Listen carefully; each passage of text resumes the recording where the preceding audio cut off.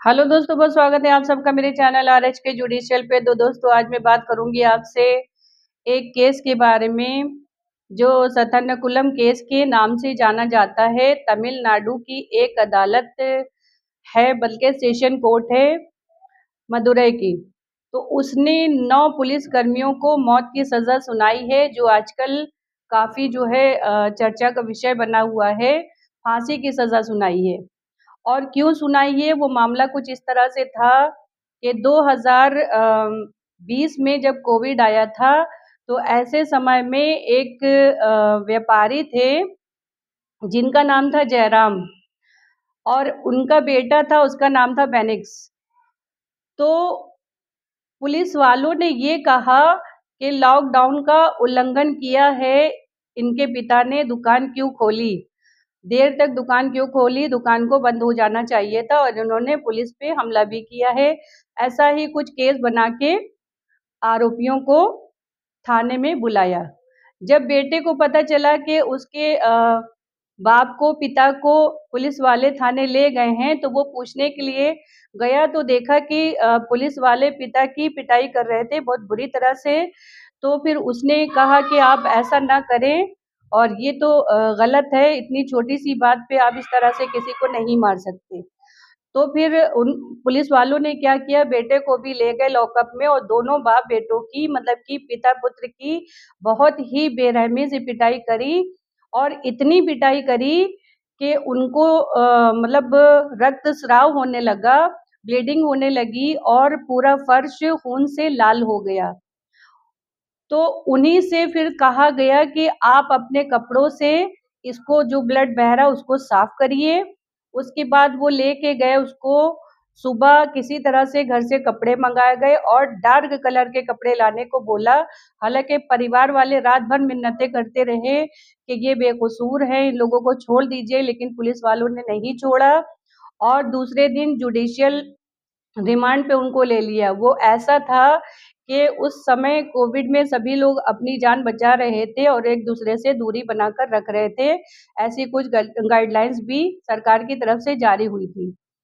तो पुलिस वाले, जबकि 10 पुलिस वाले थे उस समय पे, उसमें एक की डेथ हो गई थी, इसलिए 9 पुलिस वालों को फांसी की सजा अदालत ने दी है, सेशन कोर्ट ने दी है मदुरई की। तो जज साहब अपनी पहली मंजिल पे खड़े हुए थे। वहां पर जाकर कहा, साहब हमें जुडिशियल रिमांड चाहिए है, कम से कम 2 दिन की रिमांड दे दीजिए।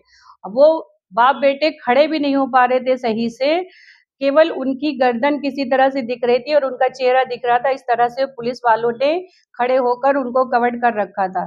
तो जज साहब को भी ऐसा लगा कि ये दोनों स्वस्थ हैं, और फिटनेस सर्टिफिकेट भी दिखाया, जो कि फर्जी उन लोगों ने बना के रखा हुआ था पुलिस वालों ने। तो जज साहब ने जब फिटनेस सर्टिफिकेट देखा, उनसे पूछा भी था कि मेडिकल वगैरह कराया है इन दोनों का, तो कहा कि हाँ मेडिकल भी करा लिया है, दोनों फिट हैं, ऐसी कोई बात नहीं है। तो जज साहब ने 2 दिन की जुडिशियल रिमांड पे उनको भेज दिया, और जुडिशियल रिमांड पे ले गए। तो उसके बाद और उनको टॉर्चर किया गया, फिर जेल भेजा गया। जब ज्यादा तबीयत उनकी बिगड़ गई, तो पहले फिर अस्पताल में भर्ती कराया, तो बेटे ने दम तोड़ दिया। उसके बाद कुछ समय के पश्चात उसके बाप ने भी दम तोड़ दिया। अच्छा, इस मैटर को बहुत दबाने की कोशिश करी गई कि किसी तरह से ये मैटर दब जाए पुलिस अधिकारियों के द्वारा। उसी थाने में एक महिला कांस्टेबल थी, जिनका नाम था, बल्कि है, रेवती। शुरू में उन्होंने भी चुप्पी साध रखी थी, लेकिन जब हाई कोर्ट ने इस पे संज्ञान लिया इस केस में, और ये कहा कि इसकी जो है जांच होनी चाहिए, तब हाई कोर्ट ने संज्ञान लेते हुए, स्वतः संज्ञान लेते हुए कहा कि इसको इस मामले को सीआईडी के हवाले करना चाहिए। फिर उसमें जांच हुई, काफी जन आक्रोश भी हुआ, कई तरफ प्रोटेस्ट भी हुए, और तमिलनाडु में व्यापारियों में आक्रोश रहा। हालांकि इस मामले में बहुत ज्यादा ही मतलब तूल पकड़ लिया था, इसलिए सरकार भी वहां की परेशान हो गई, और आखिरकार इसको सीबीआई को मामला देना पड़ गया, इस केस को। तो इस केस में हुआ ये कि उसके बाद सीबीआई ने जब जाँच करी तब रेवती को भी ये लगा कि ये तो सेंट्रल एजेंसी है, तो उसने अपने परिवार से परामर्श किया, तो परिवार वालों ने भी कहा सहयोग किया और कहा कि तुम्हें सच बोल देना चाहिए। तो रेवती ने सीबीआई के ही एक अफ़सर से कहा कि मैं इसमें मुख्य गवाह हूँ, मैं वहाँ पर थाने पर मौजूद थी, हालाँकि मेरी ड्यूटी रात की थी और मैं जब वहाँ गई, तो मैंने बहुत सारी आवाज़ें सुनी और जो अम, सीसीटीवी कैमरे थे, वो हालाँकि एक रूम के अंदर तो नहीं थे, लेकिन पुलिस थाने में तो लगे ही हैं। तो आप उसमें देख सकते हैं कि पुलिस वाले किस किस तरफ जा रहे हैं, किस तरफ से आ रहे हैं। और रेवती ने पूरा बयान दिया कि मैंने चीखें सुनी, पिता-पुत्र की चीखें बहुत ज़्यादा आ रही थीं और मैं कुछ करना भी चाह रही थी, कुछ उनके लिए करना चाह रही थी मानवता के नाते, तो इन लोगों ने मुझे नहीं करने दिया।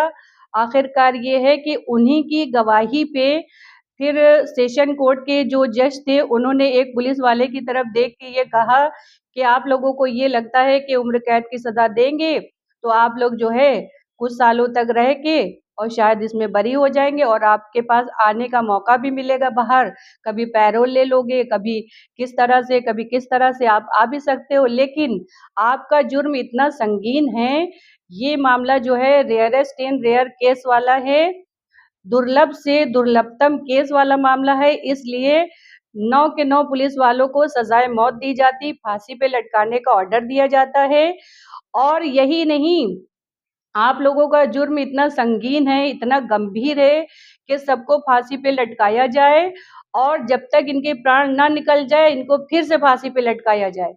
डबल मतलब मर्डर था तो डबल मृत्यु दंड भी दिया गया 9 के 9 पुलिस वालों को। हालाँकि इसमें 10 शामिल थे जैसा कि मैंने पहले भी बताया है कि एक पुलिस वाले की मौत हो गई थी कोविड में। तो इसलिए 9 आरोपियों को इस तरह की सज़ा दी गई। तो दोस्तों मेरा कहना ये है कि ये सेशन कोर्ट ने इतना अच्छा फैसला दिया है कि ये एक मिसाल है, एक ऐतिहासिक फैसला है सभी के लिए, सभी अदालतों के लिए, सभी जजेस के लिए। लोगों में विश्वास बन रहा है अदालतों पे इस फैसले को सुनने के बाद और न्याय होना नहीं चाहिए बल्कि न्याय होते दिखना भी चाहिए, जो कि इस मामले में ऐसा हुआ है और रेवती की गवाही से ही क्योंकि वहाँ पे कोई गवाह नहीं था और सीसीटीवी कैमरे जो थे वो खराब भी कर दिए गए थे, कोई गवाह नहीं था सीबीआई के पास भी, तो सीबीआई ने रेवती की गवाही ली जो कि वहाँ की महिला हेड कांस्टेबल थी। तो उस थाने में जो भी हुआ, वो सारी घटना उन्होंने विस्तार से सीबीआई को बताई और 2000 से ज़्यादा पन्नों की फिर चार्जशीट लगाई गई और उसी पे केस चला और अब जाके अभी 2026 में उसका फैसला हुआ इसी महीने में और सभी आरोपियों को, सभी पुलिसकर्मियों को मौत की सज़ा, फांसी की सज़ा दी गई है। ओके दोस्तों, थैंक यू।